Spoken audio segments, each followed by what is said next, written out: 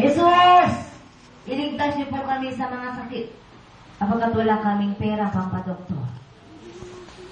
Kahit kami kinakagat ng lamok, iligtas niyo po kami sa lamok na may dalang sakit. Kaya kayo mga may isip na at may sapat na gulang na, turuan ninyo ang mga kabataang yan na nasa lansangan. Sino ang tutulong sa kanila? Hindi pagtsatsagaan niya na may pera. Sapagkat ayaw nilang mawala sa kanila ang negosyo nila. Uunahin nila ang negosyo nila. Kaya dito napakahalaga ng gawain ito sapagkat kayo ang kailangan ng Diyos para sa mga wala pa rin.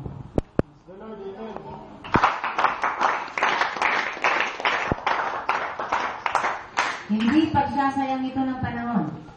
Ito ay pagbibigay ng makabuluhang panahon para sa Diyos.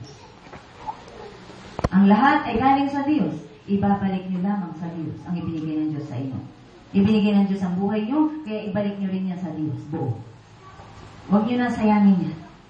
Walang bisyo, sapagkat ang inyong mga katawan ay templo ng banal na Espiritu. Ang sigarilyo, ay hindi yan makakabuti sa kalusugan niyo. Kaya kung kayo ay naninigarilyo, tanggalin na yan. Walang may dudulot yan na kabutihan. At ang pag-inom ng alak, wala ding maganda yan. Uminom ka ng alak, pantunaw ng kinain mo. Uminom ka ng alak, pamparelax ng katawan mong napapagod sa pagtatrabaho.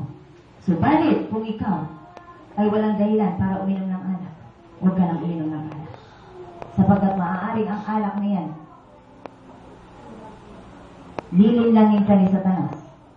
Sapagkat kapag natikman mo yan, at nagustuhan mo, hindi ka mahihinto pa. Ang alak ay nakakapagpababa ng dignidad ng isang tao. Kapag nalasing ka, mawawala ka na sa sarili mo. Dalawa lamang ang paa mo, magiging 4 na yan, sapagkat gagapang ka na. Gamit ang paa at kamay mo.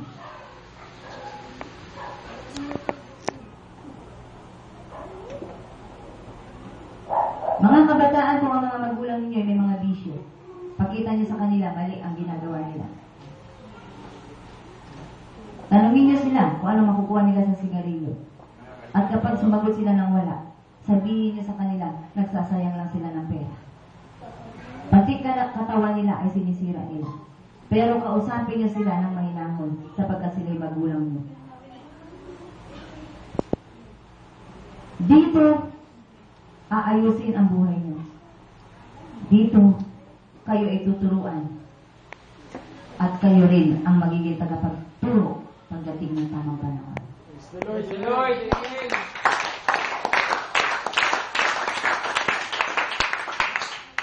Bayan ng Diyos, winasak ni Satanas. Papayag pa kayo? Papayag pa kayo na maging kaisa kayo ni Satanas sa pagwasak sa bayan ng Diyos? Kung ang sagot ninyo ay hindi, bumalik kayo dito. Praise the Lord. Amen.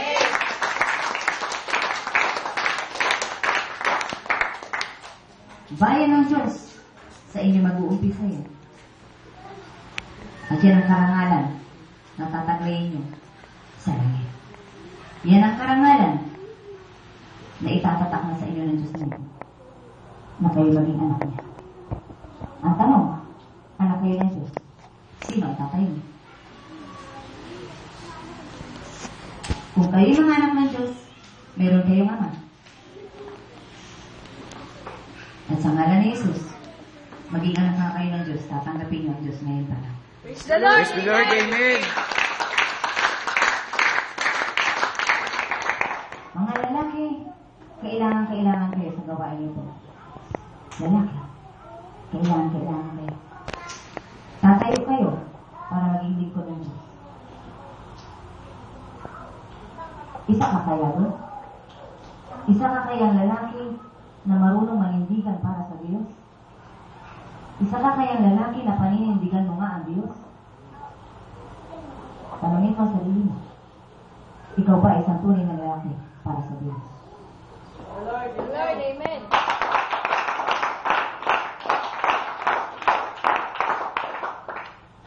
Gamitin mo ang pagkalalaki mo para sa gawain ng Diyos. sabi ng Diyos? Ang sino man nagpaparangal sa Diyos ay pararangalan din ng Diyos. At ang sino man nagtataas sa Diyos ay itataas din ng Diyos. Ito na ang tanong. Ikaw kaya yun? Ikaw ang sasagot dyan. Ang Diyos ang tumatawag sa inyo, tatanggi pa kayo. Kapag tumanggi kayo, lagot kayo. Sino ang tatawag sa inyo maliban sa Diyos? Kapag tumanggi kayo sa Diyos, sino ang pagbibigyan ninyo? Diyos na ang tumatawag sa inyo. Malapit na kayo. Ngayon na.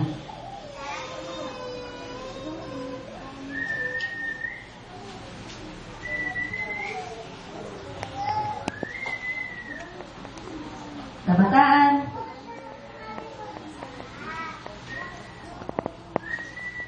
di kayo babalik sa pagiging bata. Marami na kayong nagawa na kayo lamang ang nakakaalam.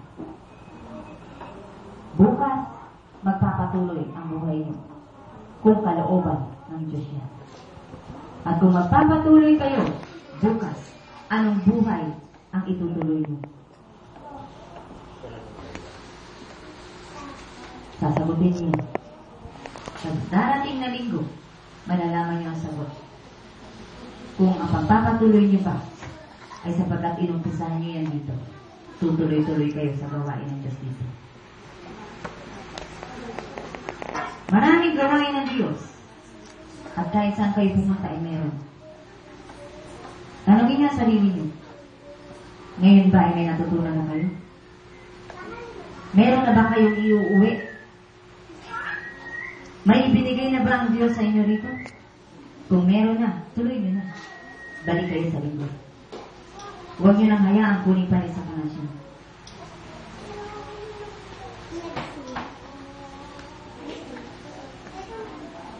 Anong meron ang mga kabataan dito? Tuklasin nyo. Malalaman nyo. Isa lang ang sagot nila. Nasumpungan nila ang Diyos na buhay dito. Praise the Lord! Praise the Lord! Amen!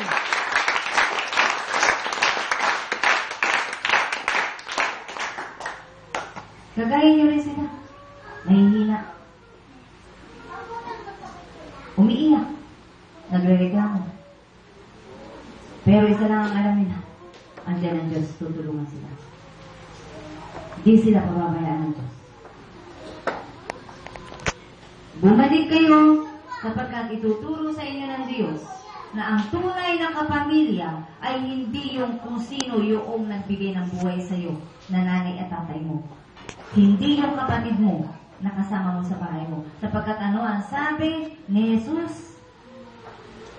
Ang aking ina at mga kapatid ay ang nakikinig ng aking salita at tumutupad nito. Praise the Lord! Amen! Kaya inarito ka sa gawain ng Diyos, ang tunay mong pamilya ay ang mga kasama mo sa gawain ng Diyos. Sapagkat yan ang sabi ni Jesus. Hindi ibig sabihin hindi mo pamilya ang nanay at tatay mo. Pero ang tunay na kapamilya mo ay ang kaisa mo ng Espiritu.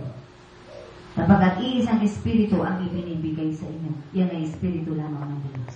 Praise the Lord! Amen! Kaya masakit man sa mga kasambahay ninyo na nawawala kayo sa kanila. Hindi ibig sabihin nun ay binabaliwala na sila. Ang mahalaga lamang ang inyong pinag-uukulan ng pansin. Yun ay ang gawain ng Diyos. Yun ang pinakamahalaga sa lahat. Sapagkat ang pinaglilingkuran, bagamat hindi kayo nakakatugon bilang anak sa loob ng bahay, kayo naman ay tumutugon sa panawagan ng Diyos na ang gawain ng Diyos ang inyong pinagkakaabalahan sa inyong buhay.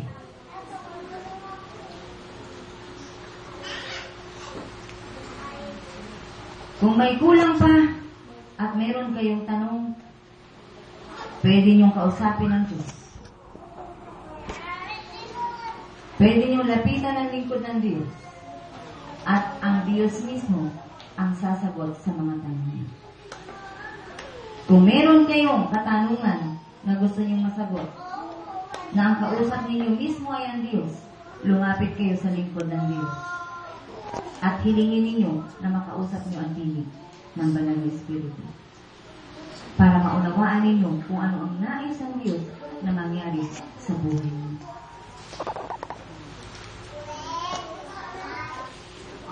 Yang mga kabataan na narito, na nauna sa inyo, ay kinakausap yan ng Diyos.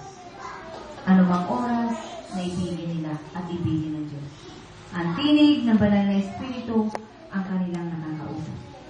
Kaya kung gusto niyo maranasan, kausapin niyo ang lingkod ng Diyos para marinig niyo rin ng kayo lamang at ang Diyos ang nag-uusap.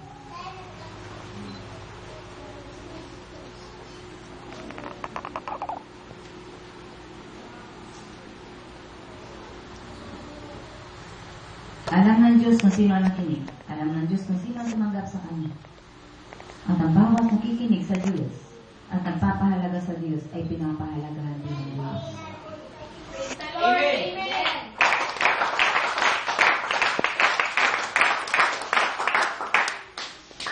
Kaya kung mahalaga sa inyo ang magulang nyo, sapagkat kung wala ang magulang nyo, wala kayo, walang perang ibibigay sa inyo, bakit hindi kaya ninyo pahalagahan ng totoo at tunay ng Diyos?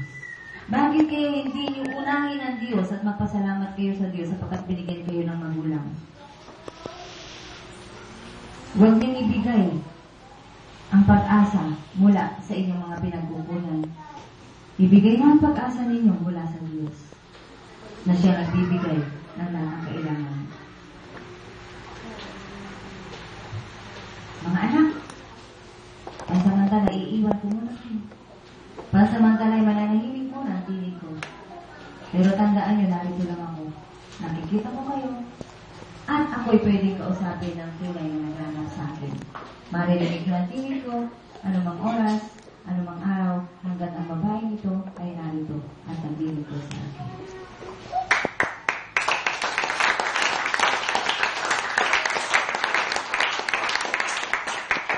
Isa pa, pwede ko bang i-request yung lahat na nakablock na tumayo?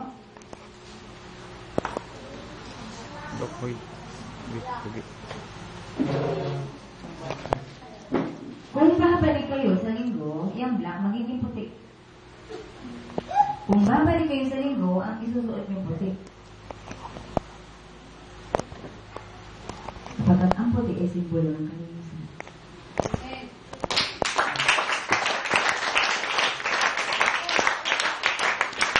At kung yung mga suot nyo ngayon ay nagsisimbolo sa inyo na kayo ay makasalanan pa, may panahon pa para kayo magbago. May panahon pa para kayo ay naging malim. Magsisi kayo. Parang makakuha na ako. Kapag kita ng Diyos. Sa inyong apat, sino sa inyong marupok? Taas ang kamay. Sa inyong apat, sino sa inyong marupok? Taas ang kamay. Taas ang kamay. Palalayain kayo ng Diyos. Sino sa inyong marupok pagdating sa pag-ibig? Sino sa inyong marupok pag nakakita ng maganda? Sino sa inyong marupok sa mga material na bagay? Lahat ng yan, nakita ng Diyos. Ito ang panahon at ito ang lugar na kung saan aayusin kayo ng Diyos. Kung babalik kayo sa linggo, hindi na itinas at Diyos. At ang mga nakaraan ninyo, huwag nyo nang dalhin. Iwan nyo lang. Ang dadali nyo ngayon, isa na lang. Si Kuya ba? Ang Diyos. Sapagkat ang Diyos ay Diyos ang kainisan. Diyos ang kainisan. Diyos ang kapayapaan. Diyos ang pag-ibig. Diyos sa buhay mo lang. Iisang Diyos na nagbibigay ng lahat. Sa inyong apat, gusto ko iparang sa inyo, isa lang ang pwede ko sabihin na okay sa akin. Kaya nakakaalam yan kung sino yun. Nandito kayo, alam ng Diyos na kailangan ng Diyos. Sasagot ba kayo na kailangan nyo din ng Diyos? Kung masagot ninyo kailangan ninyo ang Diyos, Tuloy niyo na yan. Bumalik kayo sa linggo. Nandito ang Diyos ang kailangan.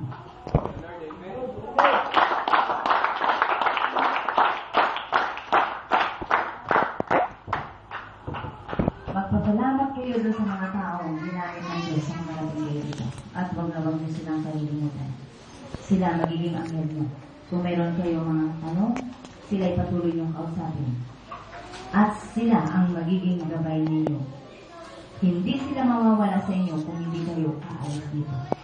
Pero itong pakatandaan ninyo, minsan lamang tumawag ang Diyos. Minsan lamang. At ang sagot ninyo, huwag niyo nang pagtagalin pa. Hinihintay na yun ang Diyos. Ngayon, dapat alam niyo na kung babalik kayo sa linggo o hindi. Dapat alam niyo kung ano ang meron dito ngayon. At dapat malaman niyo kung ano yung mahalagang meron dito, kaya babalik kayo. Kung alam niyo ngayon yan, sigurado nga ang sagot niyo, oo, sa linggo, nandito kayo. Sige po na. Mga bata, sino ang narito? Saan niyo rito? Anong pangalan ng Diyos? Si Jesus, palakpakan ng Diyos. Saan ang palakpak? Palakpakan sa Diyos ang pangalan ng kamay. Saan ang kalagay ng kamay? Kapag pinalakpakan ng Diyos, kailangan taas ang ulo, ang mga kamay. Kapag ang Diyos at pinakataas sa lahat, magdapat ang pangalan. Nasa taas ang ulo, ang kamay. Kapag palakpak sa Diyos. Pataas ang ulo. Yan ang tunay na palakpak sa Diyos. Kaya kapag tao ang papalakpakan ninyo, dapat dito lamang sa baba ang kamay. Kapag kayo natuwa sa tao na inyong pinapanood at pumalakpak kayo sa taas ng ulo, nagseselos ang Diyos.